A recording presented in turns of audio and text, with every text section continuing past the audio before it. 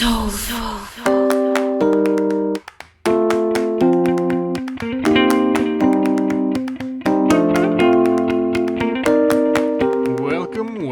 Alright, time for another episode of Mr.Business. Here I am, I'm Mr. Business. I've eaten plenty of ramen and now I'm ready to teach you about some business. Alright, so today we have a funny word we're looking at. It's called an oligopoly. Okay? Oligopoly. We're going to look at oligopolies. Okay? So what is an oligopoly? Well, basically, we've learned before in the past, or if you've seen the episode, talk about monopolies where you have one over many. This is pretty close. It's basically this. It's a few over many. Okay? A few over many. So it works a lot like a monopoly. Very, very close to a monopoly in some cases. Okay? And so when you just have a few people over something, oftentimes they're going to cooperate. They're going to work together more than you think they would. Why? Because they don't want retaliation and they want to maximize their profits. And so everyone plays nice so we all get what we want. Okay? Another way to look at this is rather than having a king over a country, this would be more like having a royal family. Okay? The royal family as a whole still has a lot of power. Okay? Now, are you going to have as much power as the king had? No. You're still going to have a considerable amount, though, of power. And it's going to definitely affect competition. It's going to affect how things work. So, what do oligopolies often do? How do they really work? Well, let's take a look at that real quick, okay? If you have few over many, basically, you're going to have to work together to keep your control. You don't really want to anger the other people over there and to have a big price war with them, okay? So, let's go over here and let's look at fast food, okay? Fast food. Now, back in the day, you had two main players in fast food. You had, and you still have them, they haven't gone anywhere. You had McDonald's, okay, MC, McDonald's. And then over here you had your Burger King. And for a while they were very fiercely competing, okay? And you had where they were basically trying to cut each other on price, and while this was going on, other people came into the market. Alright? And even though you had a few people coming to the market, even with McDonald's and Burger King and them fighting and competing really hard, you started having these places like Wendy's, Carl's Jr., you had Taco Bell really started to make an entrance. And it was really interesting because at the time, these guys had it. Okay? And while they had a huge war going on, everyone else started rising up into it, and they sort of lost their power. I mean, fast food is still considered an oligopoly to a large degree, but it wasn't as concentrated. And that's the main thing you're going to look at in oligopolies is concentration, okay? Concentration. Okay? And basically you're going to look at it and figure out where the power is and what the main players are that have power and how it's going to affect you. Overall, with oligopolies, you're going to see this real quick. Number one, you're going to see this happen all over. Signals. Okay? If I'm an oligopoly, I'm going to pay attention to the other people around me. Why? Because there's not that many of them. There's a few of them, and they're going to send signals. Okay? These signals will often lead to prices. Okay? If I see someone raise their price, and there's a few of us, and I raise my price, that means I agree with raising the price. Okay? And usually what you'll see is slow increase in price over time. Okay? Increase in price. And why? Because if every time I send a signal I see that you do what I want you to do, it means we're in agreement. Okay? So if I raise my price over here, I put a raise in, and I see you mirror it, then I know we're not really fighting, but in fact, we both understand we want to both make extra money. Let's not compete on price. And that's really what you'll see a lot happen in oligopolies, okay? When they compete, the smart oligopolies that work together, when they compete, okay? When they compete, it will not be over price. Boom, big circle. Why? Because they all want more of your money. But they still want to increase their market share. They still want to look like there's competition. So what they're going to compete over is going to be the product. Okay? The actual product being used. So when you look at all the cell phone companies out there, for example, you'll notice that all the cell plans out there are pretty close to the same price, okay? There's not huge differences. I mean, you're going to see some, and you're definitely going to shop around for that. But that's not where they're competing. It's not. They're competing over here on product. Why? Because they want to keep their prices high as a group, but yet make you seem to be competing on product or marketing, okay? That's really the way oligopolies work. Now let's run through oligopolies, because there is a lot of them. We're going to make the mega list of oligopolies, okay? So here's the mega list. Right here. Mega list. We have this mega list right here. This is our mega list. Okay. This one's definitely one of the biggest ones you'll see is the cable. Okay. You have a few people in cable. Airline. There's not going to be very many people in airlines. Okay. And you're going to see, mass media. So like all your media, it's usually owned by just a few people. Pharmaceuticals is huge, okay? There's a few players in pharmaceuticals, especially if you're looking at your specific drug that you make as a company. There might only just be you or one other person. There's not going to be very many, okay? So in the pharmaceutical industry. And the list goes on and on and on. And what you'll see with all these people, okay? Do they want to compete on price? They might look like it, but oftentimes on price, they don't. Oftentimes the price is higher, and they're going to try and compete more on the product. The marketing, okay? Let's look at the biggest example of price versus product. This will make so much sense when you see it between these two companies, okay? Let's look at the soda industry. Soda industry is really an oligopoly, okay? You have Coke, you got Pepsi. So there's a few of them with power. You have some low-end Shasta, and then you got others, okay? They have very little market share. They're on the low end, so I'll put a little divide here, okay? Coke and Pepsi. What are their prices at? They're usually the exact same, okay? Same price. And they signal to each other when it's time to raise price. Like, hey, let's all raise it a little bit. Okay? But what do they compete on? Marketing.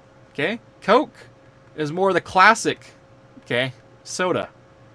You have more of a classic soda here with Coke. Pepsi's more the new, young generation.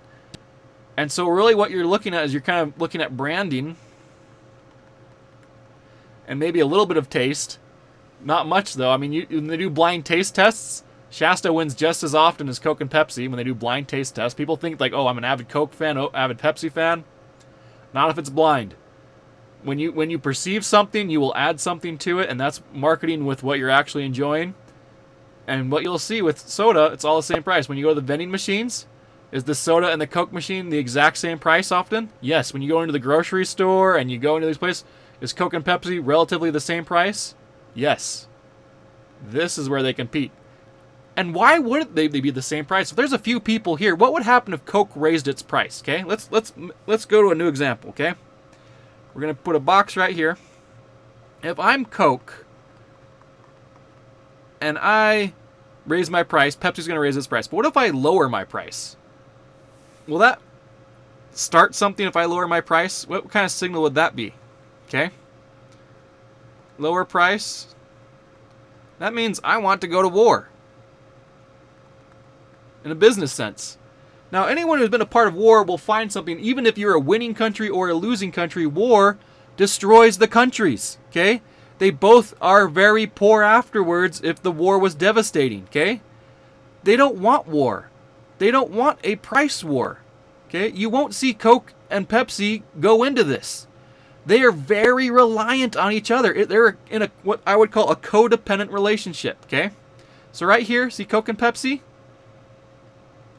It's more like Coke and Pepsi as one. What would we do if we merge these together? We'll do Pepke, okay? They have to work together. Because if they don't, they get into a price war, they get demolished. They demolish themselves. And that's the way oligopolies work. They pay attention to the signals that are being sent, and they don't want to send the wrong signals. Coke would not want to lower prices drastically and all of a sudden incite a war. Everything they do is right here. It's marketing and branding. And you'll see this. Let me list off the prices or the companies again, okay? These are all the different type of oligopolies out there. We have the airline industry. When you look at airline prices, you're going to see a lot of them are pretty close to the same. They're just fighting over quality, really, okay? When you look at the mass media, when you look at the computers and software, cellular phone service is one of the big ones, I'd say. And you'll see all these different industries, and they really don't want to compete on price. Why? Because they destroy themselves and they start a war. And in war, here's the big thing I want to put over here. Both lose. It doesn't really matter if you win or lose. You both lose in a war. Right now you're in a good state, and there's low risk and high reward if we keep things going. Okay? This is why Coke won't lower the prices and Pepsi won't lower the prices, because they don't want to start this price war on soda. They don't. Okay? So, moving on, let's go ahead and look at some specific examples, okay?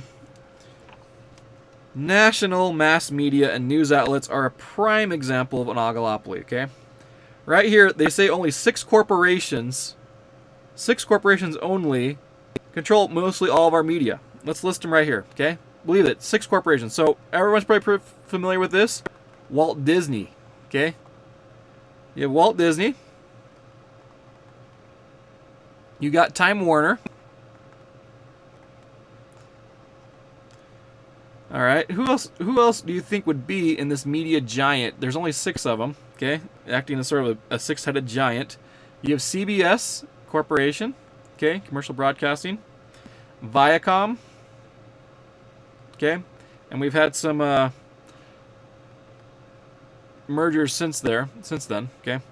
NBC, since this list came out. And then we have Rupert Murdoch. A lot of you guys have heard about Rupert Murdoch. Okay. And that's it. That's your media right there. 90%. Now, if this 90% is right here, they're just going to compete on product and marketing, okay? That's just all there is to it. There's no reason to really compete on price. They're just going to compete on the product. All right. So, people then ask me, after looking at all these things, all right, we can do this with cell phones, okay? Cell phones, you really have just a couple of them. You have AT&T, you got Sprint. Let's see, what all we got here? Yeah, so it's just going to be Sprint, Verizon, T-Mobile. You got 4, really.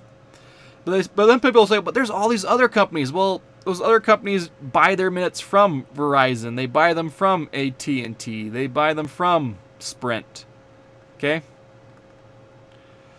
And so when you think about it, there really isn't that much going on price-wise.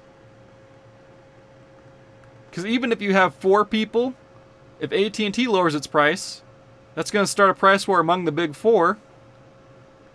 They don't want that. And so I can go on and on and on showing you all these example oligopolies. They're probably one of the most common forms now, because monopolies we're not really allowing anymore. We have all of our antitrust acts in place. And so these companies keep growing and getting big. And so we end up with oligopolies everywhere. And the way an oligopoly really starts is like this, okay? let's say I have all these companies, okay? Company here. And you guys have started playing this new game called Agario, right? Where the circles go around and eat everything, okay? And let's say I got a company over here, it's a little bit bigger, and it decides to eat this one. And it decides to eat this one. And it decides to eat this one, it decides to eat this one. But it doesn't want to get too big, or else the government, and it'll have problems because everything will be on it. And then so then these ones over here are looking, they're like, oh, either we're going to get eaten by this guy, or else we got to join up. So they join up. Okay, so these all join up into one. And then all of a sudden we had this industry that had a lot of competition going on, is now down to really 2 people, and this could happen in many different ways. Two companies, 2 large companies. And then we have this guy. This guy either has to make a choice. Do I go here? Do I go here? Or do I just disappear? That's it, okay? And that's what happens. Like, it's just basically almost like a food chain. You just see these things start gobbling up each other. You get to where there's this mass concentration, and there'll be a couple significant masses of companies, and that's it. All right. So, oligopolies. If we were to put this on a spectrum, right over here we have perfect competition. We've talked about that in an earlier episode. You're going to have monopoly over here. Okay? And then oligopoly is over here, just right after it. So you still have a significant amount of power, not as much as monopoly. And the main thing is you're going to play nice, because you want things to be easy.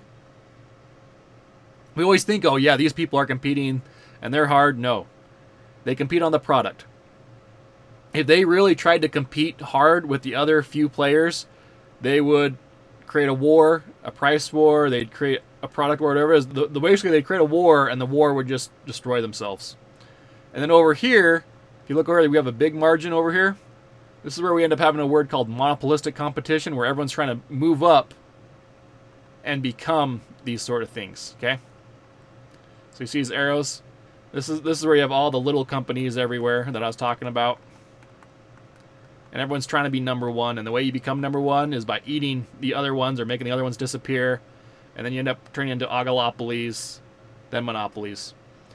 Overall, the main thing you're going to see is higher price. Why? Because they don't want to compete on price. Why are the prices higher? Because they signal to each other, hey, it's time to raise the price. I'm going to raise it by a nickel. And if I see you mirror it by a nickel, then I know we're in agreement, and you're going to see a mirror. Okay, they're going to mirror it. That way I know people are in agreement with what I'm doing. And that's it. That's all you're going to see. So now let's take some time and think about some important questions about oligopolies. They usually have a lot of power. Even though there are multiple people, they work as one. So I often call them the 2-headed, 3-headed giants is what they are, because they act like one. And they don't really want to cheat each other because of retaliation. If you lower your price, I'll lower my price, they'll start a war. So the question is, how do we drive innovation in oligopolies? Okay? So question number 1 here. This is a really important question because this is really affecting us right now. Oligopolies are huge. Okay? How do you drive innovation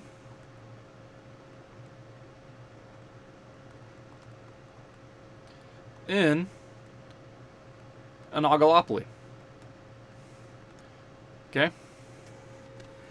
And I want you to think about this, because what you'll see often with this, with the oligopoly, okay, is just as you have people who don't, just as you have people that don't want to start a price war, you could technically start one on innovation if you innovated too fast, too quickly. And it's kind of interesting, like what you'll see a lot of times with the corporations and stuff is they will do really small innovations, okay? Just enough to keep people happy, just enough to stay above their competitor, but they don't want to go so far above their competitor that then their competitor is trying to outdo them by a whole ton, and they kind of slowly walk up the ladder, okay? And it's really interesting because in this way, when you look at tech industries seem to have a lot more innovation because it's demanded and that's the way it is. But in other industries, such as like the car industry, for example, I mean, we have new up-and-comers like Tesla. Think about how Tesla has affected the oligopoly of the car industry, okay? You usually have Ford, you have GM, you have these big players. There's a few of them. Think about how Tesla's driven innovation in that market, okay? And that'll kind of lead you to some answers in this question. How do you drive innovation in an oligopoly? Well, oftentimes, I think one of the ways is you have to have a new incomer who basically makes the other few do it, okay? You have to have someone from behind who's not part of the few to really drive it, okay? And number two, as far as oligopolies, okay? I just want to know, what ones have you seen, okay? Oligopoly. I listed some lists. Oligopoly. What industries, okay? I listed some. There are a lot of industries there in.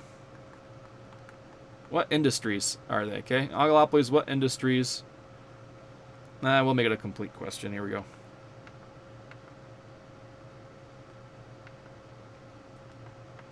There we go. Now it's working. What industries are they? Okay. There we go. So those are the questions. There's a lot to talk about on oligopolies, and I hope you enjoyed the video. All right. And remember, if you got 5 minutes, you can always learn business with Mr.Business. Take care, everyone.